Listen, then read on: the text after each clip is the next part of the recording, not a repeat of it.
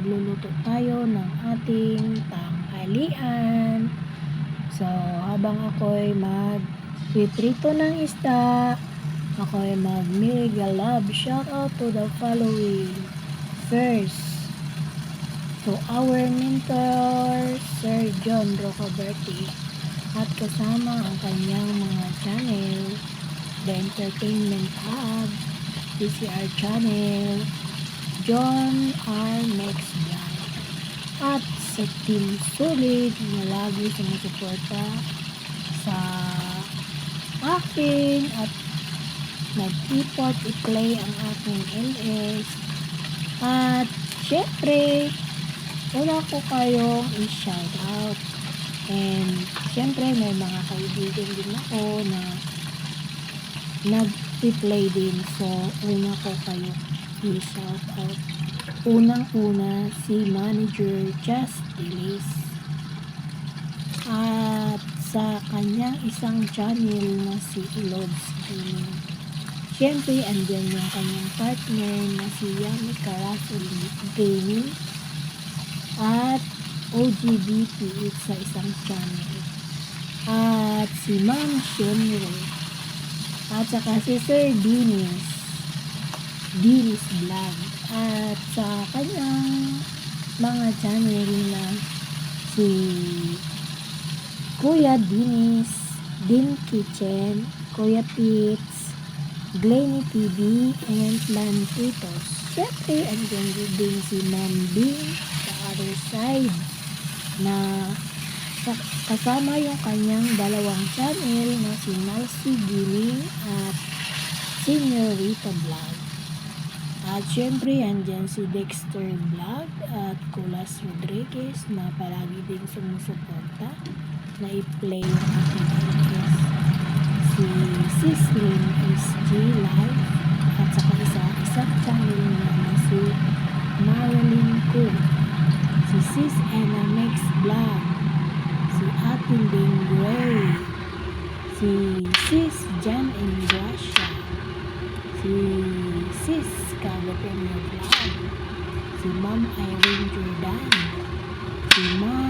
si Sis Chinel Vlog. Kahit na may sakit yan, pero tumutulong ba yan sa amin mag-play. Tulungan kasi kami tatlo. Apat pala, kasi si Sis Chinel talagang nagpi-play talaga yan sa amin. Saka si Idol GFC at saka sa isang channel niya na si GFC TV. Syempre, dyan din ang ating Team Locatories na pinangunahan ni Ma'am Gabs Mix Vlog at sa kanyang partner na Sir GPC Backyard.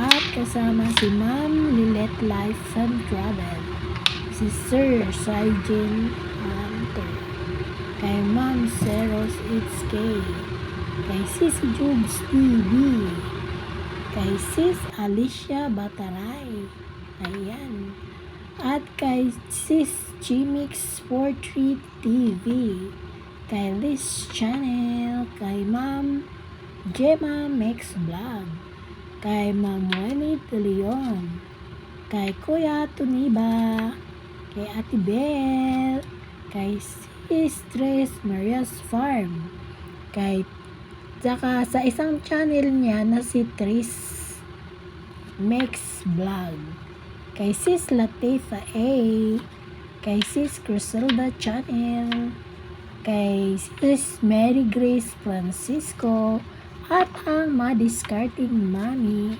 at si AJ Cosinet Channel, kay Sis Lydia Mendoza, sino ba? Kay Sir Nelson Max Vlog. Saka yan guys. So, pagpatuloy na tayo sa ating niluluto. Hindi ko na nasikaso yung aking lulutuin sa ang dami kong pinag shout out, o diba? So, ayan. Nagpapasalamat din ako sa kanila. Siyempre, nag-i-effort sila para sa atin at nanonood sa ating mga videos. So, ayan. Nag-iimay na ako sa aking bawang. So, ayan. hiwa-hiwain na natin yung ating bawang, guys. Ayan. Bago prepare muna natin lahat bago tayo mag-umpisa magluto dito sa ating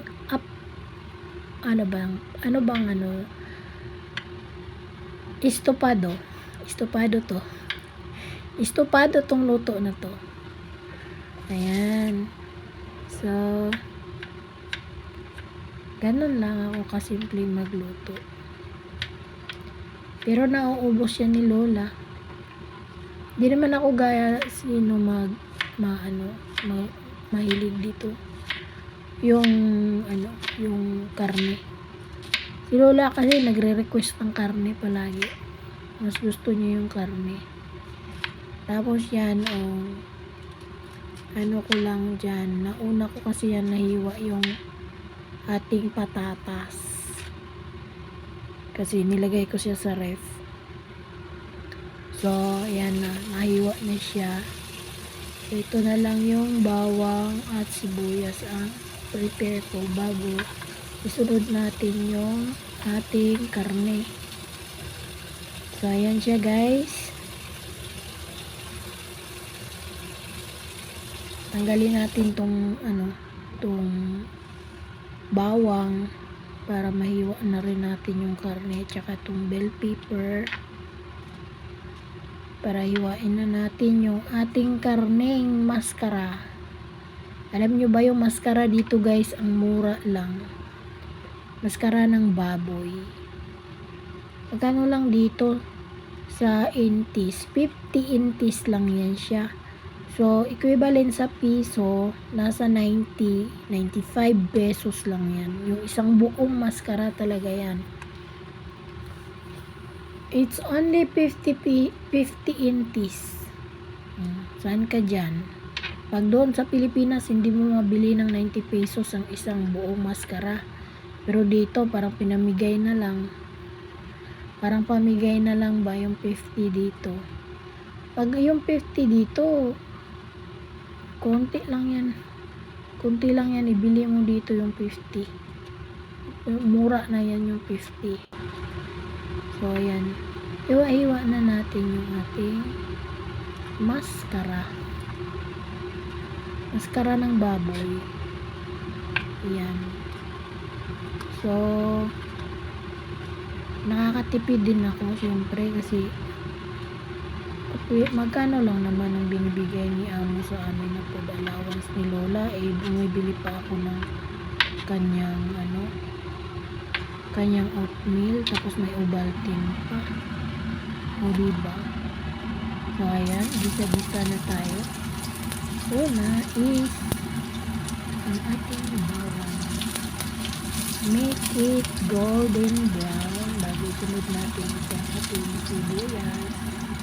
So, ayan.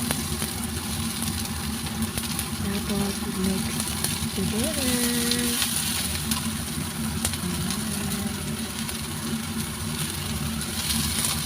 So, tapos ito, lagay na rin natin yung ating karne. Ayan.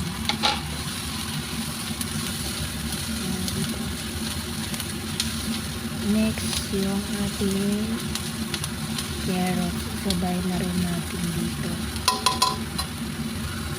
Ayan, ilagay na natin yung carrots. Tapos, lagyan natin ito ng tuyo para mag-absorb yung kalat doon sa ating kanin. Ayan. Tapos, halukayin natin bago lagyan naman natin ng paminta. Ayan. Lagyan natin ng paminta. Tapos, meron akong nilagay na parang Italian siya na seasoning. Ayan, powder. Ayan, nilagay ko dito para mabango yung ating estopadong baboy. Ayan. So,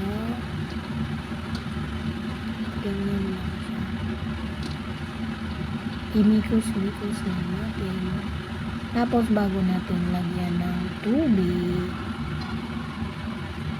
ayan, lagay natin ng tubig, tapos pakuluan natin. Pero bago ang lahat, lalagyan natin ng seasoning kasi mas masarap pag mag-absorb na yung lasa doon sa ating sabaw. So ayan, lagyan ko rin siya ng konting asin. Yan. Tapos pakuluin natin bago ilagay yung ating carrots. Ating patata. Mali yung masabi natin dito. So ayan, takpan natin ulit para maluto yung ating patata. So ayan, inano ko na siya, parang titikman ko siya kung okay na ba yung ating patata kung luto na. So ayan, ihalo ko na rin yung ating red bell pepper. Ayan, yan ang magpapabango lalo sa ating luto, guys. So ganyan. Tapos ating i-ano siya, takpan ulit. Tapos titikman na natin kung okay na ba yung ating luto. So yun ang ating nawala na yung sabaw. So kulang siya sa diba? Kulang siya sa kulay. So lalagyan natin ito na tomato paste para magkulay ang buhay ng ating ulam. So ayan, konti lang. Kasi pangit pag marami maasim. So ayan, makulay lang yan siya. Okay na. Konti lang ang nilagay ko. So diba makulay na yung ating ulam. O diba?